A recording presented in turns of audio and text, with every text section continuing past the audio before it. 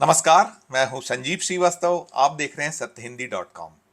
बदले बदले से नजर आ रहे हैं महाराज।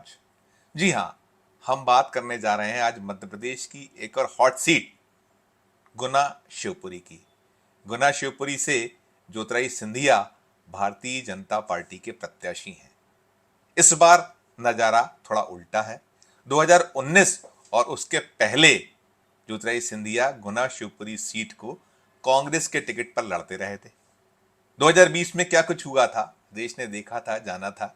और उसके बाद वे भारतीय जनता पार्टी के खेमे में आ गए और बीजेपी ने खेमे में आने के बाद ज्योतिरादित्य सिंधिया को जो कुछ एक समझौता हुआ था दल बदल पे, जैसा खबरें थी कहा गया, कुछ वैसा ही नवाज दिया था। उन्हें 20 जून 2020 को भारतीय जनता पार्टी के टिकट पर राज्यसभा भेजा गया था। निर्वाचित घोषित हुए थे मध्य प्रदेश की जो राज्यसभा की रिक्त हुई सीट से। वे राज्यसभा के सदस्य हैं और बाद में उन्हें मोदी कैबिनेट में 7 जुलाई 2021 को ले लिया गया था और केंद्रीय नागरिक उड्डयन मंत्री का प्रभार उन्हें प्राप्त हुआ था। तो वो तो एक पुरानी बात हो गई, लेकिन ताजा जो स्थिति है जिस पर हम बात कर रहे हैं, गुना शिवपुरी हॉट सीट की। गुना शिवपुरी एक ऐसा चुनाव क्षेत्र है जिसे महल यानी ग्वालियर राजघराने के दौर से इस सीट को सिंधिया के कहीं ना कहीं करीबी माना जाता रहा। हालांकि आजादी के बाद वो राजा महाराजाओं का दौर खत्म हो गया था।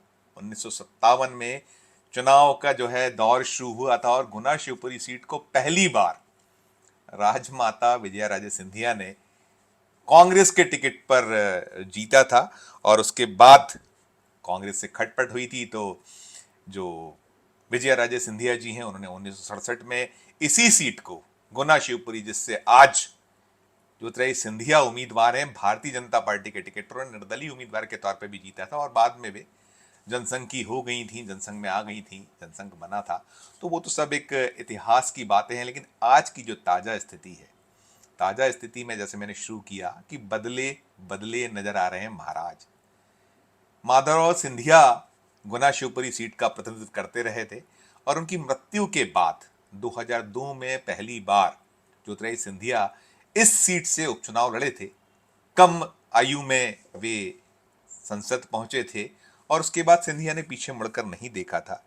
2004, 2009 और 2014 तीन चुनावों में फिर उन्हें इसी सीट से सफलता मिली थी और वे केंद्र में मंत्री भी बनाए गए थे कांग्रेस की सरकार में, यूपीए की सरकार में।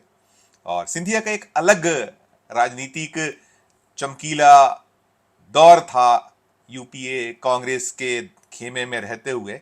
बाद में 2020 में जो कुछ हुआ, उसके पहले 2019 का भी एक वो लोकसभा चुनाव इसी गुना शिवपुरी सीट का याद करना जरूरी है। 2019 में ज्योतिरादित्य सिंधिया गुना शिवपुरी सीट को 1,24,000 से ज्यादा मतों से हार गए थे। और किससे हारे थे? अपने उस एक साथी से जो कभी उन्हीं के खेमे में होता था, डॉक्टर के पी सिंह यादव, जो सिंधिया के चुनाव के प्रबंधन में जुड़े जो लोग थे, जो उनके साथ पूरा का पूरा एक टीम होती थी, उस टीम के सदस्य थे। और कुछ ऐसी स्थिति पैदा हुई थी, खटपट हुई थी कि वे सिंधिया का साथ छोड़कर चले गए थे। बीजेपी ने उन्हें टिकट दे दिया था इस सीट से और उन्होंने एक इतिहास रच दिया था। अब इस बार उस सीट पर जो 2019 में डॉक्टर के पी सिंह यादव ने जीती थी, सिंधिया को हराकर इतिहास रचा था, उन्हें तो बाहर कर दिया है भारतीय जनता पार्टी ने और ज्योतिरादित्य सिंधिया को टिकट दिया। तो ज्योतिरादित्य सिंधिया पर जो बदले बदले से वहां से जो खबरें निकल कर आ रही हैं, हमने जो वहां अलग अलग लोगों से सत्य हिंदी ने बातचीत की है, उसमें निकल कर आता है कि सिंधिया अब तो सिर्फ और सिर्फ मोदी के नाम पर वोट मांग रहे हैं। उनकी सभा मोदी के नाम से शुरू होती है, मोदी के नाम पे खत्म होती है, मोदी के गुणगान से शुरू होती है और मोदी का गुणगान करते करते समाप्त हो जाती है। और महाराज अब अपने आप को सेवक बार बार बता रहे हैं, सेवक निरूपित कर रहे हैं। एक दौर था वहां के जो हमारे साथी सहयोगी हैं, जो खबर नवीस हैं मीडिया में अलग अलग, चाहे वो इलेक्ट्रॉनिक मीडिया हो या प्रिंट मीडिया हो, काम करने वाले लोग हैं। और मैं स्वयं भी ज्योतिरादित्य सिंधिया के चुनाव को कवर करता रहा हूं, किया है। इसके पहले मैंने माधवराव सिंधिया का चुनाव भी कवर किया था, जब 1996 में वे ग्वालियर से जीते थे विकास कांग्रेस बनाकर। अपनी खुद की दल बनाया था माधवराव सिंधिया जी ने उस चुनाव को भी कवर किया था और कैसे वोट मांगा जाता है, कैसे कैंपेनिंग की जाती है, वो जो महल को लेकर जो वहाँ एक लोगों के प्रति जो लोग हैं वहाँ, जो प्रजा कह लीजिए, जो दौर था राजा महाराजाओं वाला, तो खत्म हो गया है, वो दौर नहीं था। लेकिन वहाँ जनता उसी तरीके से पेश आती थी।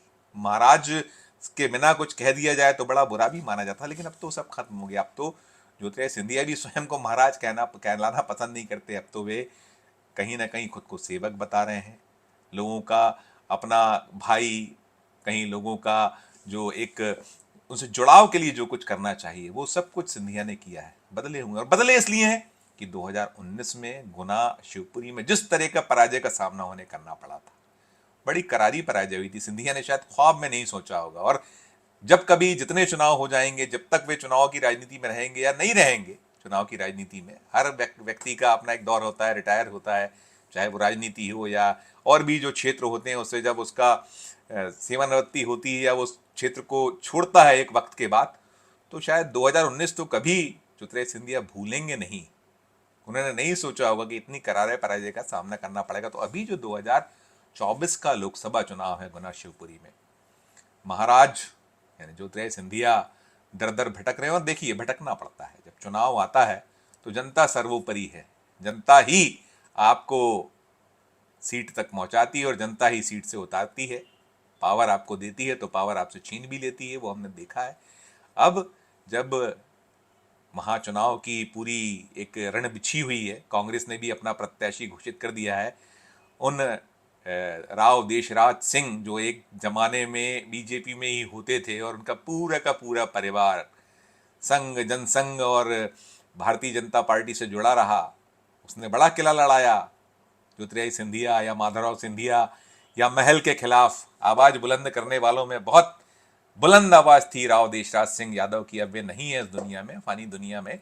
उनके सुपुत्र वहां से कांग्रेस के प्रत्याशी हैं, वे अपना चुनाव का प्रचार शुरू कर चुके। और ये जो ग्वालियर गुना सीट है, ग्वालियर चंबल संभाग की बहुत महत्वपूर्ण सीट है गुना, इस सीट पर बाहुल्यता यदि देखें तो यादव वोटरों की एक बड़ा तबका है, बहुत बड़ा वोट बैंक है यहाँ पर। और इस समय जो भारतीय जनता पार्टी जातिगत दांव खेलती रही है, उसमें जो मध्य प्रदेश में अभी मुख्यमंत्री चयन की बात आई थी, जब 2023 में कांग्रेस को हराकर भारतीय जनता पार्टी सत्ता में आई, तो दांव खेला गया मोहन यादव पर।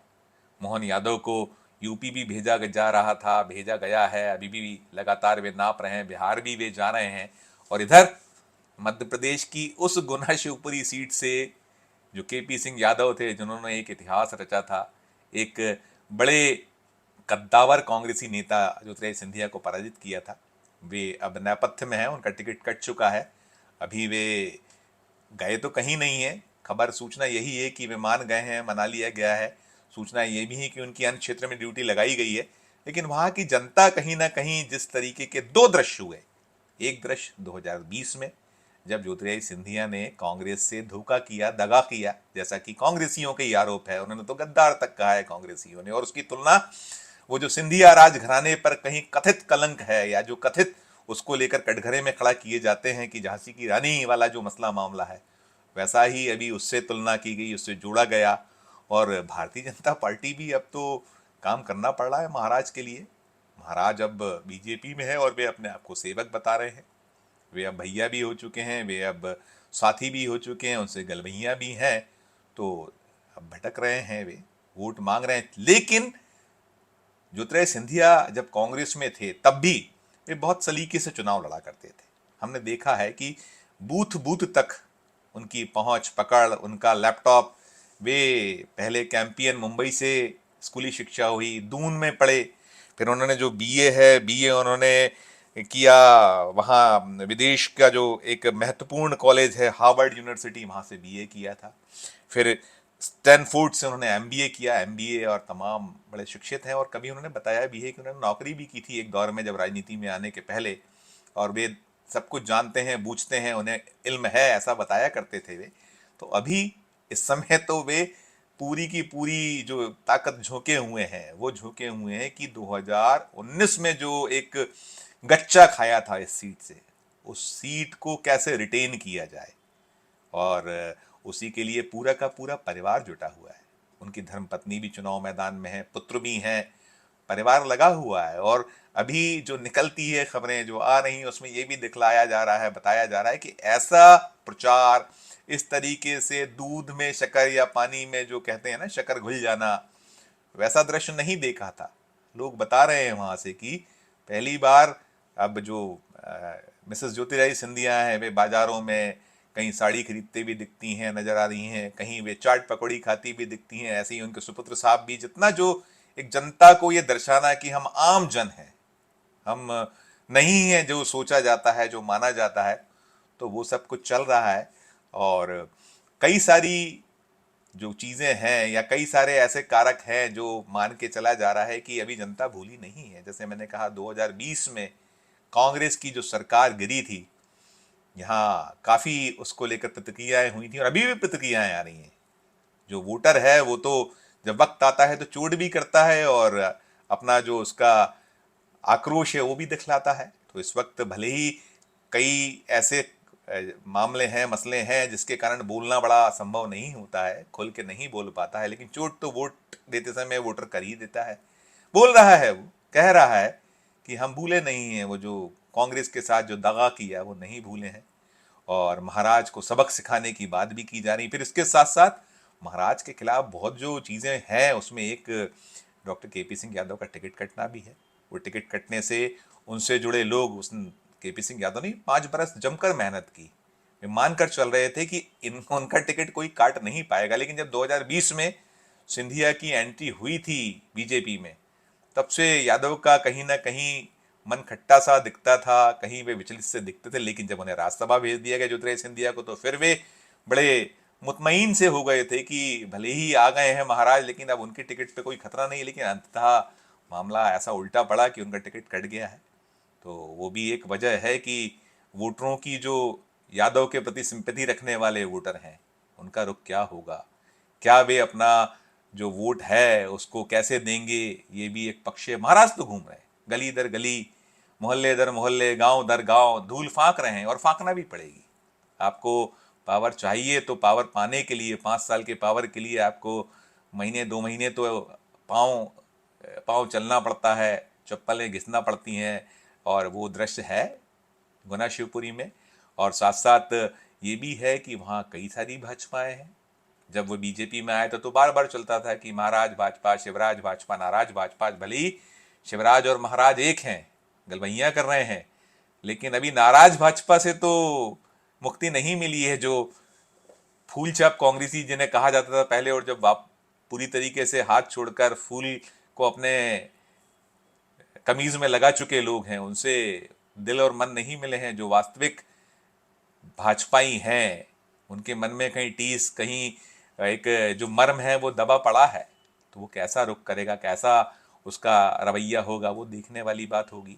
और जो ये गुना शिवपुरी सीट है, गुना शिवपुरी सीट को लेकर जो इतिहास उसका रहा है थोड़ा सा, वो भी हम अपने सत्य हिंदी के दर्शकों को बताएं कि 1957 में पहली बार जब इस सीट पे पहली बार चुनाव हुआ था, जिसको अपने जो दादी जो हैं, ज्योतिरादित्य सिंधिया की दादी माधवराव सिंधिया जी की माताजी विजयराजे सिंधिया जी ने उसको जीता था। फिर 1967 में इन्होंने निर्दलीय जीता था। और उसके बाद 1971 में इसी सीट को माधवराव सिंधिया जी ने जनसंघ के टिकट पर जीता था। बाद में वे कांग्रेस में आ गए थे। फिर उन्होंने 1977, 1980 और 1999 3 चुनाव, मतलब कुल मिला के 4 चुनाव, एक जनसंघ के टिकट पे और 3 उन्होंने चुनाव यहाँ से जीते थे कांग्रेस के टिकट पे। और इस बीच में जो ग्वालियर क्षेत्र है, जो महल, जिसे वास्तविक महल की पूरी एक विरासत कहा जाता है, उससे माधवराव सिंधिया जी 1984, 1989, 91 और 98 में कांग्रेस के टिकट पे जीते। और 1996 का चुनाव में विकास कांग्रेस के टिकट पे जीता था। कुल 9 बार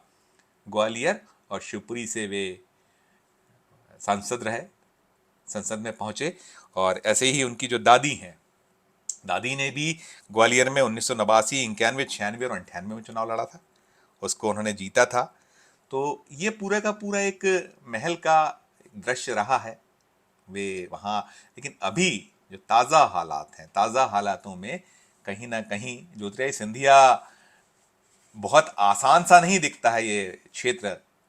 कहा यह जा रहा है, उनके समर्थक तो यही कह रहे हैं कि वे लीड के लिए लड़ रहे हैं कि कितनी बड़ी लीड, कितने बड़े अंतर से जीतेंगे। लेकिन सहारा यदि कोई वहां है तो बहुत बड़ा सहारा ज्योतिरादित्य सिंधिया के लिए सिर्फ और सिर्फ वो नरेंद्र मोदी का ही नाम है, उन्हीं का चेहरा है, उन्हीं का कद है, जिसको कभी एक दौर में जब वो कांग्रेस में होते थे तो बड़े पानी पी पी के कोसा करते थे, संसद के भीतर भी और संसद के बाहर भी।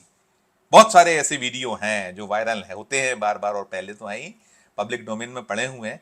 और महाराज का जो बदला बदला रूप है, बदला बदला रुख है, जैसा हम बार बार आपको बता रहे हैं सत्य हिंदी के दर्शकों को, कि अब वे नहीं कह रहे कि हम आपके मुखिया हैं। कभी एक दौर में वहां मुखिया से ही शुरुआत होती थी, स्वयं को मुखिया बताया जाता और बड़े आक्रामक भाषण होते थे ज्योतिरादित्य सिंधिया के, और वो अंदाज, वो एक शैली, वो सब बदली बदली सी है, ऐसा बताया जा रहा है, देखा जा रहा है। और हम देख रहे हैं बार बार, हमने वीडियो जो उनके देखे हैं ताज़ा, और पूरा का पूरा जो वहाँ मंजर है दिलचस्प है।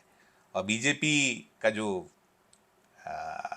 वहाँ वोटर कितना, जो पारंपरिक वोटर है वो, फिर जो बीजेपी के जो हार्डकोर वर्कर, उनको मनाने के प्रयासों के साथ साथ किसी पर भरोसा नहीं कर रहे हैं महाराज। दूध का जला जैसे छाछ को फूक फूक कर पीता है, वैसी ही कोई स्थितियां बताई जा रही हैं। इधर यदि कांग्रेस को देखो तो कांग्रेस ने पत्ते बिछा रखे हैं, अच्छा एक कैंडिडेट है, और वो भी ऐसा माना जा रहा है कि कहीं जो यादवों की नाराजगी है और उनका अपना जो प्रभाव है, उनके पिता का प्रभाव है, वो सब मसाला मिक्सर मिल गया। और साथ साथ यदि मोदी के चेहरे को जैसे कैश कराने की स्थिति है, बात हो रही है, वो दांव यदि कहीं नहीं चल पाया तो बड़ी कठिनाई होने की संभावनाएं जतलाई जा रही है। माना जा रहा है कि ऐसा ना हो कि 2019 यहाँ दोहरा दिया जाए, और जैसा ज्योतिरादित्य सिंधिया छाछ को फूक फूक कर पी रहे हैं, वे कोई कोर कसर नहीं छोड़ रहे हैं। सारे के सारे सूत्र, सारे पत्ते उन्होंने अपने हाथों में रखे हैं, एक एक बूथ दर बूथ घूम रहे हैं, और कैसे वोट बढ़ाया जाए, कैसे बड़े वोट, क्योंकि पिछला जो चुनाव था 1,24,000 वोटों से सिंधिया हारे थे, भारतीय जनता पार्टी जीती थी। तो उसमें कितना अप होता है, कितना प्लस होता है, ये सब जब चुनाव के नतीजे आएंगे तभी साफ होगा। और अभी तो वक्त है, यहाँ तीसरे दौर में 7 मई को वोटिंग है। अभी तो जो नाम निर्देशन पत्र दाखिले का अभी टाइम भी शुरू नहीं हुआ है, वो भी होगा। और उसके बाद चुनाव कैसे जोर पकड़ेगा, क्या कुछ जो नेशनल लीडरशिप है, किसके कितने दौरे होंगे, मोदी आएंगे, शाह आएंगे, उधर कांग्रेस में राहुल गांधी प्रियंका गांधी के निशाने पर भी हैं महाराज। जब अभी उन्होंने पिछले विधानसभा चुनाव में दौरे किए थे तो बहुत निशाने पर लिया था। अभी जब राहुल गांधी की जो भारत जोड़ो न्याय यात्रा इसी क्षेत्र से निकली थी तो उन्होंने निशाने तो साधे थे, उन्होंने मर्यादाओं का ख्याल किया था, बहुत खुलकर तो नहीं बोले थे, लेकिन इशारे इशारों में जितनी धूल निकाली जा सकती है वो निकाली जा रही है। तो वो भी दिलचस्प सा नज़ारा होगा, क्या कुछ होगा। जब होगा तो हम सत्य हिंदी के दर्शकों को ज़रूर पहुंचाएंगे, बताएंगे। इस वीडियो में फिलहाल इतना ही, हम किसी नई वीडियो के साथ आपके समक्ष उपस्थित होंगे। हमारी अपील कि हमारे ये वीडियो आपको कैसा लगा, इसे लेकर हमारे वीडियो के डिस्क्रिप्शन बॉक्स में जाकर कमेंट जरूर कीजिए और देखते रहिए सत्यहिंदी.com। धन्यवाद, नमस्कार।